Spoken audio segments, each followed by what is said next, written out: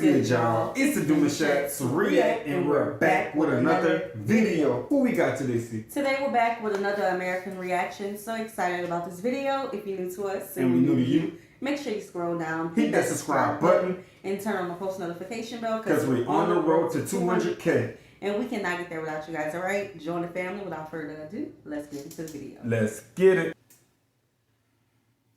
Just got home from studying abroad 3 days ago. Since I got home, all I've done is rot in my bed. But today is my first day back at work. I feel like a lot of people talk about preparation for studying abroad, but I don't really hear people talk about the culture shock that comes with coming back home. In my experience, it's actually been harder me coming home than it was going to study abroad. It's something that's been really hard to navigate and even describe, and I feel like you just wouldn't understand unless you've actually been through it. I went from seeing a new country every single weekend, eating out every single day, hanging out with my friends, going out to these clubs, to back to reality. I have been looking forward to studying abroad literally my entire life, and the fact that now it's over, I honestly just feel stuck and like I don't know what's next for me. It's just kind of hard to cope with. My life will never be that way ever again. Also, I don't know how girls look cute with this thing. Anyway, today is my first day back at work after 4 months. I am looking forward to getting back into my routine and making money again and just taking care of my health. I hope with time I just start getting settled in and I'm not always feeling this weird. I've never really been one good with change, but I'm going to try my best to just embrace this new chapter. I'm really excited to see all my friends again and go back to the gym and just get myself together. But yeah, right now it's been a little weird. I want to start documenting my journey on TikTok, even if no one watches it. I think it'll be cool to see how I adjust back to life back in the States. I want to try getting into hobbies like walking and running and just doing things to keep myself distracted. So follow along if you want to see updates on how things go. And wish me luck at my first day at work. I feel like I totally forgot how to do everything, so this will be interesting. Let's talk about it. Let's get it. It's her coming back and then feeling like she has to do all of these things like hobbies, like walking, like she went somewhere and it changed her. Definitely. And she have to bring those things back with her for her to feel normal in her home. That speaks volumes. Because when you go to places, you want it to change you. Now, you don't want it to change to the point where you just feel so depressed. Because if she feel like that, she got to go back. Because she's not called to be here no more. Hey. Okay, but I that's a positive thing. It is. I was gonna say that she got comfortable while she was away, but she was studying, and you have to kind of like lock in. There's no way you can think about other stuff other than what you're studying. So when she was bringing all that back home, I think it's more so now about getting a new routine and quick. Don't sit around, because then you're gonna start to reminisce and you're gonna not know what to do with yourself. Right. You're gonna be back in that headspace while you're not in a location, which is two different places you be in one time. But yeah, she just need to get back in routine. Right. And that's good. Working and getting back into running and walking like she was mentioning, stuff like that. Listen, there's some things that I miss that I wish I could just bring back. Yeah. But I can't, so you gotta adjust. We gonna get some more seasons in the house, y'all, and some Nando sauces and stuff like that. So yeah, a little taste of it. Just a taste for now.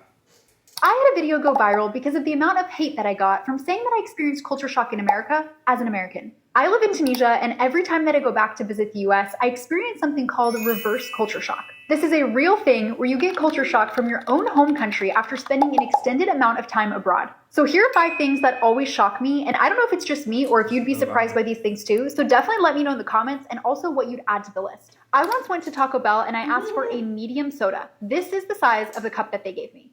Am I the only one that thinks this is insane? This thing is bigger than my head.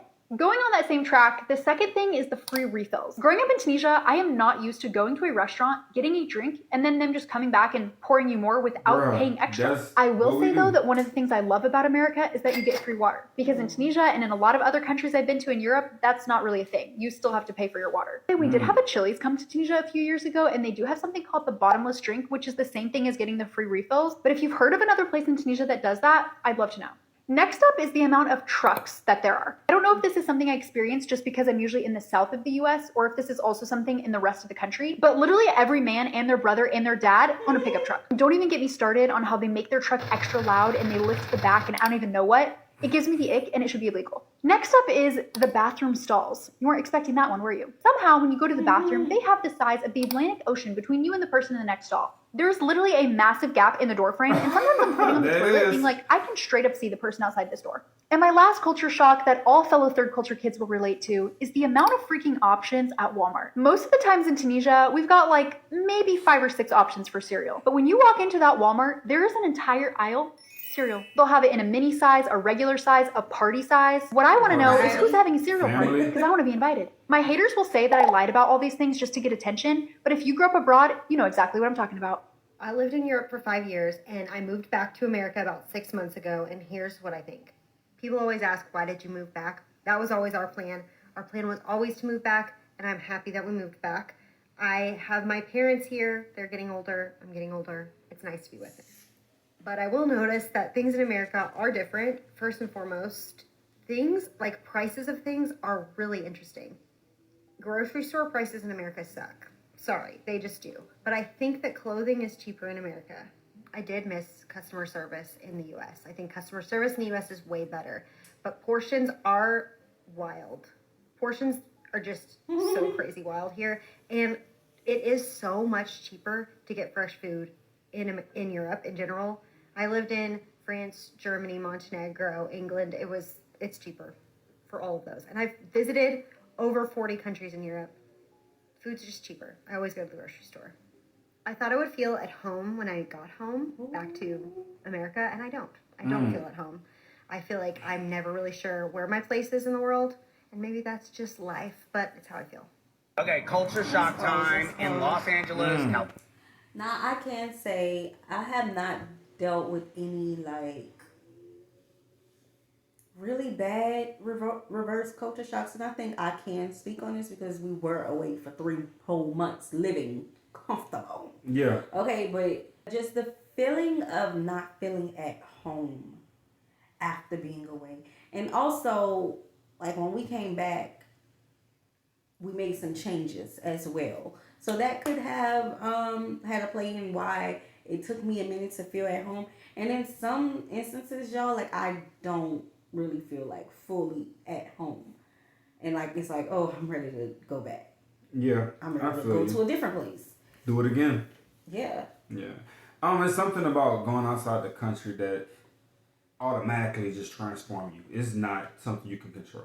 Mm-hmm. It's like once you hit that land or once you go to that whatever place you're going to, a piece of you, especially after you stay some time, a piece of you just evolves. Yeah. There's nothing you can do about it. And when you finally come back home, that evolved version of yourself starts to combat with who you are and what you're used to, and you be like, yeah, this ain't it. Yeah. This ain't right. You become a new person though. Like, bruh. It just feel like you a new person. Like that is facts. Like, I know for me, when we were away, I felt freer. Number one, like, I didn't have to hear nothing about politics. I kind of escaped it, but yeah, it wasn't so in your face every day. You walk outside, turn your phone off, you still hearing about it, you know? So that, it was just like a calm. And maybe because I was just in another place. Right. Know? And another thing is like the food. And I know this is kind of cliche, but at the end of the day, the food in different countries are definitely cooked down different with less ingredients and less stuff that's inside the food compared to American. So when we finally came back, it was like, I think I want to stick to what I was doing. You know what I'm saying? Because it felt better on my body. It's like everything about us just felt a lot lighter and stuff like that. So a lot of things will just want to change whenever you get back about yourself. Right. It's going to want to change. Right. And when it comes to the food, like, we were eating basically the same types of food. Like, we were trying that country's, you know, different food like their traditional dishes, but we was also eating chicken. Like we love chicken. I love peanut butter. I went 5 minute peanut butter. You know, Right. It was different though. We're from Louisiana, so I was cooking our Louisiana dishes. I was cooking spaghetti. I cooked rice and gravy. Oh yeah. We can't go a week without eating rice and gravy. That's just us being from Louisiana. Yes. So I was cooking these same things and using the same ingredients, but we just felt so much lighter and like just less sluggish. Like if you know, you know. That's it. Yeah. California. I've been living in Mexico for about a year and a half now. And now I'm back in LA for the first time for a long time. In a long time. And one thing that's like so shocking to me after being outside of the United States for so long is the amount of advertisement you guys have here. Wow. Like, it's everywhere you look, there's an ad. Everywhere. In Mexico, that is not the case. Like, there are not major billboards, like, at least where I was.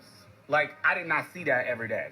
But here, they're everywhere. Like, everywhere you look, there's digital ads, ads on cars, there's ads on bus station things. It's ads everywhere all the time. Everywhere. Oh my God. It's like, it just goes to show you like how obsessed with consumerism we are in the United States. Crazy. And it's kind of crazy. Like, if we get a break, our eyeballs deserve the break. Yeah, we're gonna stop right there. Make sure you guys go check them out. He ain't lying. It's not even that. It's in the car, on the radio, on our definitely on our phones. Definitely. Somebody always selling something. Like I can hear listen to the radio, and the next thing you know, after the song go off, the radio host come on talking about a vacuum. I'm like, I'm talking about somebody's insurance. I'm talking about somebody who sells this, and I'm like, yo, like, do we really like low key painted with ads all around us? Right. Go to an event sponsored by. Yeah. Yeah, it's really ads that, everywhere. Like, everywhere. Ads everywhere. Ads. Spending everywhere. your money. Trip. Spending your money. All right, y'all. We hope you guys enjoyed this video with us. Be sure to subscribe. We'll see you soon. Peace.